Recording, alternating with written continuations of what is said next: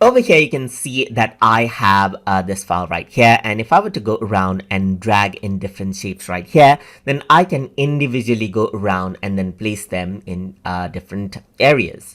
But if I want to go around and make them, let's say, for example, a single object, then you can go around and select it right here. And then you can right click on that object right here. And then you can see that there's a group as an option. If I were to do this, what happens is that they turn as a single object now, and you can go around and resize this out as well. So just like this, you can see they act as a single shape. So if you want to create complex shapes by using simple shapes right here, then this is really handy. You can just go around and group them together.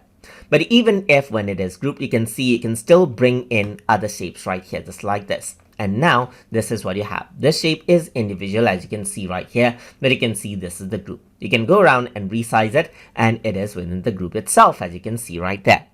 If you want to ungroup it, then you can simply right click right here and then ungroup it out right here, just like this as well. So they are separate again. You can go around, select it and group it out. You can go around, select it and group it out right here. And this is what you have. And you can go around, select out everything and further group it out as well to make it a single group. You can ungroup it and you can see that the subgroups still remain when you ungroup it out as just like this as well. You can go around, ungroup it as well, and ungroup it over here just like this as well.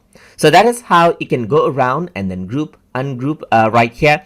And then what you can also do is, let's say, for example, group it out right here and double click right here to edit out single objects as well. So you can click outside right here just like this. It's a group again.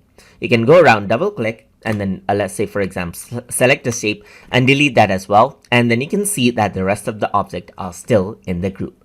So that is how you can group, ungroup, and remove out certain objects from the group as well from the group objects in diagrams.net. So I hope you guys learned something as always. And as always, please like, comment, share, and subscribe.